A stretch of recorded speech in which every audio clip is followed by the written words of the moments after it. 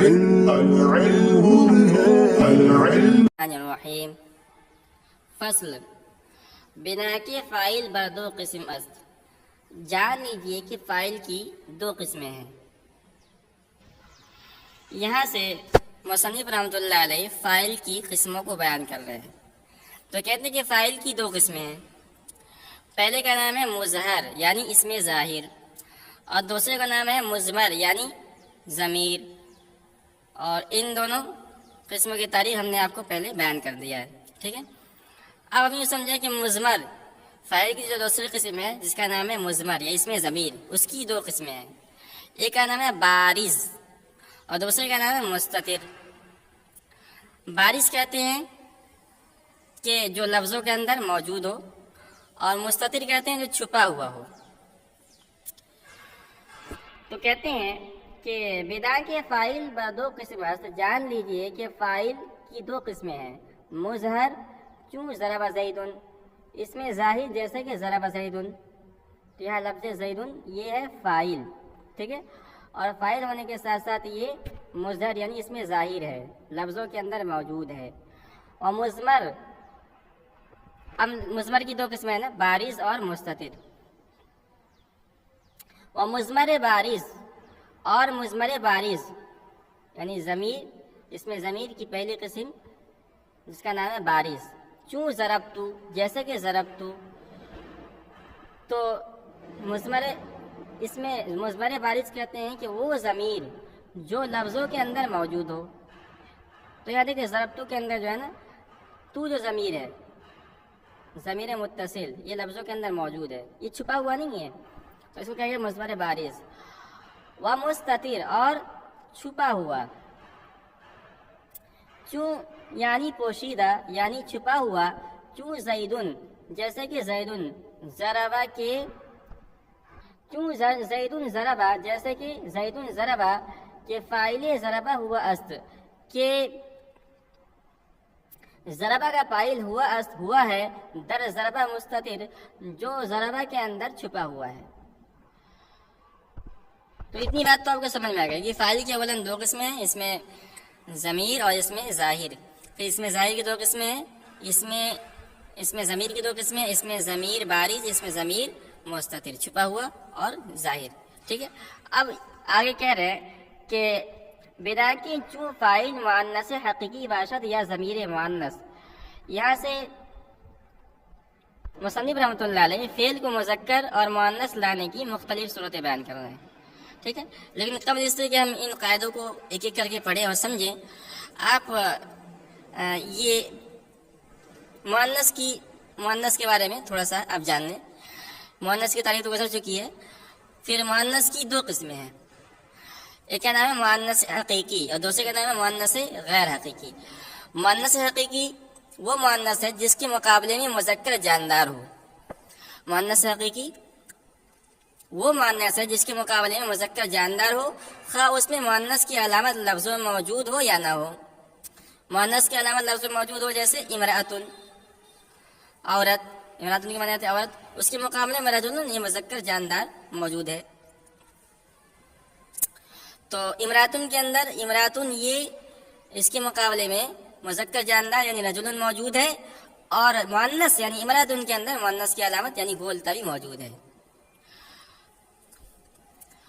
اور خواہ اس میں مؤنث کی علامت لفظ موجود نہ ہو جیسے کہ اتانن، اتانن کے معنی گدھی کے آتے ہیں، تو اتانن یعنی گدھی کے مقابلے میں مذکر جاندار یعنی حمارن گدھا موجود ہے، مگر اتانن کے اندر مؤنث کی کوئی علامت موجود نہیں ہے، جس کو کہتے ہیں مؤنث حقیقی۔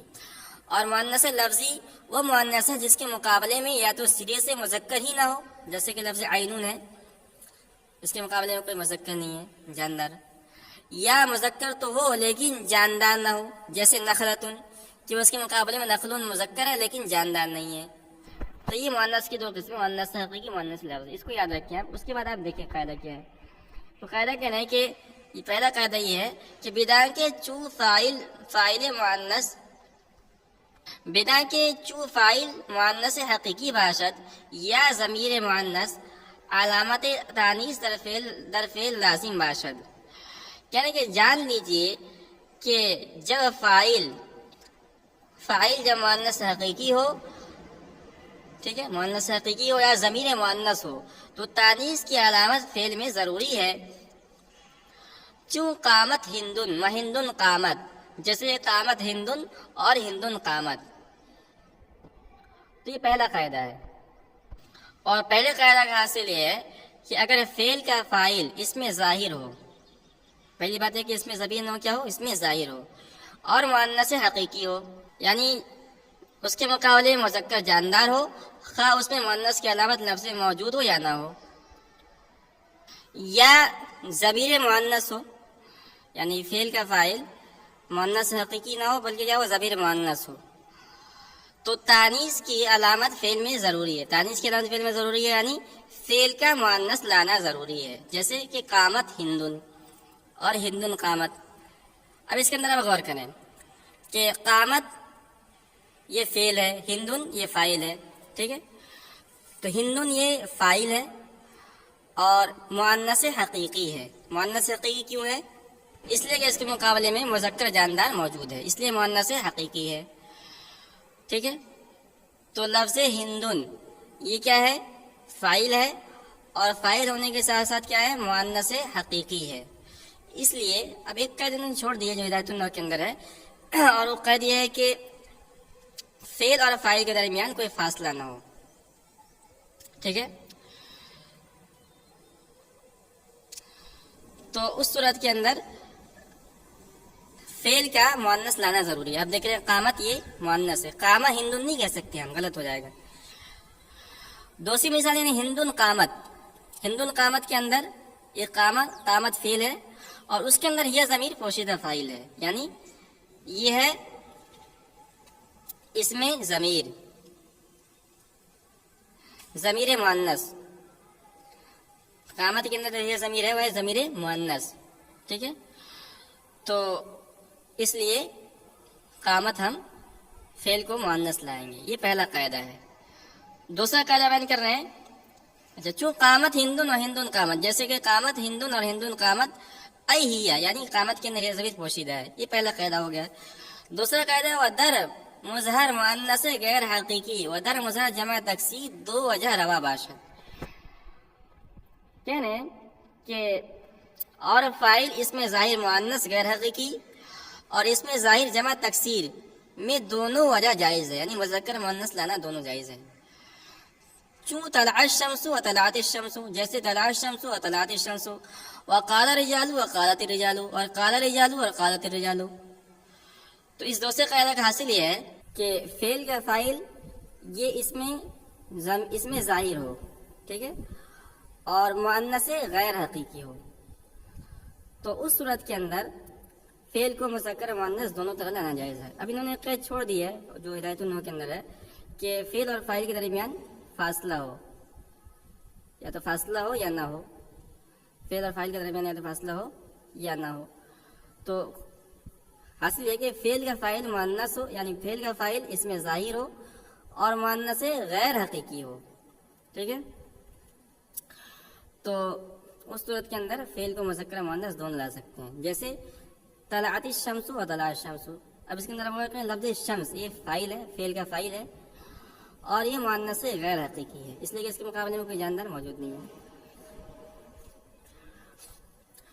اور ٹھیک ہے، تو اس کو طلع الشمس و طلعت الشمس دونوں طرح پڑھ سکتے ہیں.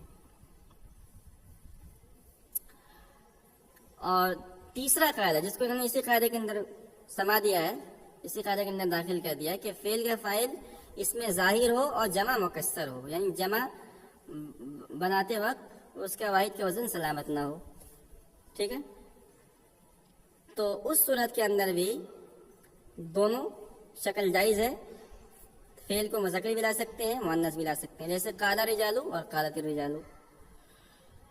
تو یہ انہوں نے اختصار کے ساتھ یہ فعل کے مذکر مؤنث فاعل کے اعتبار سے فعل کے مذکر مؤنث لانے کے قاعدے کو بیان کر دیا ہے، اور تفصیل کے ساتھ آپ کو ہدایت النحو اور شرح جامع کے اندر یہ قواعد آپ کو پڑھنے کو ملیں گے.